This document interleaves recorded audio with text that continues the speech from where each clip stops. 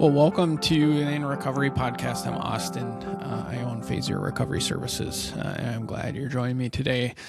Today, I want to talk about a topic that I am quite passionate about. I might say that about a lot of the things that I talk about, but this one is particularly hits home for me personally, but also just is something that I see so often as a dynamic that I notice between couples who are navigating betrayal or just navigating just a sense of inequality in kind of the shared load of what a relationship requires. So I titled this, Are You a Parent or a Partner? I think many of us, when we enter into relationships, when we choose to commit to somebody, there is a idea of what we think a relationship is, or an idea of what we want it to be, and then there's what it becomes. And if we're not really intentional, if we are not taking responsibility and ownership, a significant imbalance can be created. I see this often in couples who are navigating addiction and betrayal, but it's not exclusive to them either. There are often people who don't participate in really destructive behaviors where kind of an unshared emotional load is felt in the relationship, or there is an uneven power dynamic where one person has a lot of the say while the other person has a lot of the work. So I want to talk about that today. I see this often with the clients that I work with who are predominantly struggling with compulsive behaviors, and I hear it from their partners often. They might not be able to name that they are a parent in the relationship, but they sure share experiences that sound a lot like that of a parent. Now, I've got 3 little kids. I got a 4th one on the way, and me and my wife are solely responsible for these kiddos. They are dependent on us. They're still at an age where they can't prepare their own food. Some of them can do a few tasks as much as they might kick and scream to pick up after themselves. There is a lot of responsibility that my wife and I take on in choosing to raise kids. And that's a choice that we made, to share in that responsibility and also understand that with that responsibility comes a lot of guidance and ownership. We have to help them express their feelings while also learning how to interpret what they are feeling when they don't have the words, because they're kids. And so there's this significant role that we play in their lives in helping them become individual, autonomous, free human beings to learn how to live life in community and in connection with other people. And so we sometimes have to try to help them communicate or articulate what it is they're experiencing. We have to help them kind of revisit ways in which they've expressed themselves and help them learn how to do it differently, or help them learn how to do it more effectively. There are often times, especially like my oldest, my son, there are times where he'll hit me. He'll get so mad and he'll punch, or he'll hit his younger sister.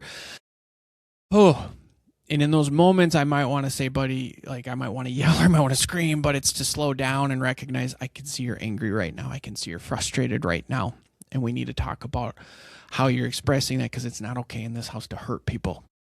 And so I want to honor the emotion and the feeling while also helping them understand like how we express that is really important, because we don't harm people when we express our feelings, but we do get to express our feelings and we do get to feel our feelings. But that can be a lot of work as a parent. Like, it is exhausting and sometimes super confusing to help parent a child, because you have absolutely no idea what's going on in those brains of theirs. 1, because they don't have the adult words to express it, but 2, it's really hard to pay attention to them if you really learned how to pay attention to yourself. So that does require my wife and I to do a lot of work on our own to understand ourselves, our felt experience, to kind of heal from our pain and our trauma and our wounds, to be able to be a parent. And it is exhausting. It is exhausting to be a parent. It is so fulfilling. It is so joyful. It is so fun. And it is a lot of work. And so the last thing that I want to do after a long day of parenting, and my wife would want to do after a long day of parenting, is to parent me, or vice versa. I want a partner, not a parent. And my wife would say the same thing.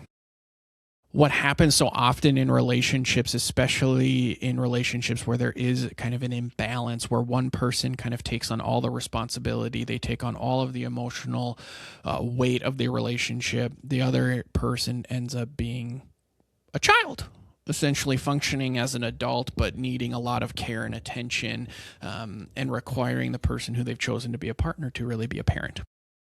And so you'll see this a lot in betrayed partners where they'll say, well, I just don't want him to feel bad. I don't want to share how I feel, or I don't want to share my hurt because he just shuts down. Well, see, now you're making a decision to not share and express yourself in protection of or in service of the other person. That sounds to me a lot like a parent. As a parent, it is not my kid's job to hold or handle my emotions. That's where that would be appropriate. My child does not need to carry or hold the weight of my emotional experience. That is for me to hold, and if I need help with that, I can talk to my wife, I can talk to my therapist, but I sure as shit should not be putting it on my child. Now, if my wife has harmed me, or if I've harmed my wife, we are partners, and in a partnership and in a relationship, we need to be communicating with each other about how we are impacting one another. We need to be able to be talking about this. We need to be able to be articulating this. We need to be able to say, hey, you hurt me the other day. That hurt. That sucked when you did that. When you showed up that way, that was brutal.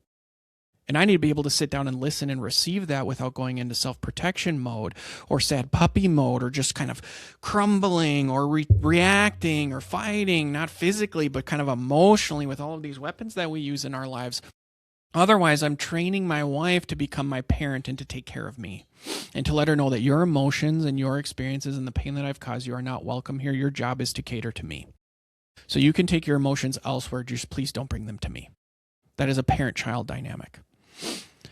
You'll often see this too with individuals who go through like their own version of D-Day, where this big secret comes out and a partner finds out all of these lies and all of this betrayal, and they're the ones doing all of the homework to figure out where their partner needs to go to get help. They're the one doing all of the Googling and all of the research. They figure out, hey, you need to see a CSAT, or you need to see this specialist, or you need to go here. I think this would be helpful. They're doing all of the work that a parent would do for a child if a child was struggling. Not the person who caused all the damage, not the person who dropped the bomb on the relationship. They're sitting back and allowing their partner to take care of them, to take responsibility for what is theirs to own, and allowing them to do all of that work for them to get them to where they need to go, almost as if they're putting on their coat before they go outside because it's too cold on, and driving them to the bus stop and making sure that they're warm and that they've got their gloves and their mittens on. And the betrayed partner does this without even thinking often. And in big part because they've been trained to. They've been trained not to expect their partner to take responsibility, but that if they want to get anything done, I better just do it myself. And there are times where I think this is more subtle, and I think in betrayal stories in particular, it can become much more clear. And so I think as a therapist, we can often take opportunities to really call attention to that. But that can be really painful because there is something that you get out of being a parent. You get a semblance of feeling like you're in control. You can feel some level of hope that things are going to be moving in a direction that you hope things will change. The hard part is you're taking responsibility for something that isn't yours and absolving the other person of having to own and deal with their shit. And so a lot of partners will ask, well, what do I do? If I don't do anything, he's not going to do anything. You might be right. But that's just data for you to collect so that you can make informed decisions about how you can move forward to help create safety for yourself, because you sure can't depend on this person to create it for you if they're dependent on you to not just manage their own lives, but then you have to end up managing your own, and that becomes a lot to navigate as an adult. I got enough on my plate to try to figure out my own stuff and my own way of living. I do not want to be caring for my kids and my wife would say the same thing about me. She does not want to be having to navigate her own life, our kids' lives, and then on top of that, take care of me. Partnerships are an ebb and flow. There are times where maybe one person has more gas in the tank than the other. That is normal. We're not always equal, but we share in that responsibility, and we're transparent when we need help, and it's more of an ebb and a flow. In these systems, specifically the systems where there is a betrayal, there is often a significant imbalance. When I think about the scales are just totally shifted in one direction, where one person bears all the weight and responsibility, and the other person kind of gets to sit and feel light and bear no responsibility. The hard part is oftentimes this is the person that's causing a lot of the harm. They're inflicting a lot of the pain. They're causing a lot of the damage, and their partner is left having to pick up all of the pieces. It could be particularly difficult, especially if there are kids in the home, because the partner knows at some level, if I don't take care and manage all of this, then what's going to happen to our kids? Because this person across from me isn't a partner in parenting these children, because I have to take care of these kids and this person. And so I end up neglecting myself. And so this is going to be a really dynamic and really complex dance that's being done over a long period of time. And all of a sudden you just find yourself taking on assignment again and jumping back into that role of parent, when truly what you're just driving for is a partner. You need a partner, somebody who can help see you, somebody who can look at you and pay attention and notice you, somebody who can share in that emotional burden of a relationship and that emotional load and the emotional weight when things are heavy, but also share in the joys when they're light. But ultimately that responsibility is shared. And yeah, sure, at some points in our lives, there may be capacity issues, or I might be exhausted, or my wife might be exhausted, and so I might take on a little bit more, but I'm choosing to in service of my partner, knowing that that is going to be a give and a take in a relationship. And so one thing that I just want to encourage partners who feel like a parent to just trust that part of you. You might not be able to put specific language to it. You might not be able to name it specifically exactly what is happening, but it's more of this felt sense that, like, I'm doing more work here. I'm kind of doing the work for two. I'm doing all the research. I'm figuring out all the solutions to our problems. I'm the one trying to fix and solve, even though I'm not the one that is responsible for the problems that are in front of us right now. I've got problems.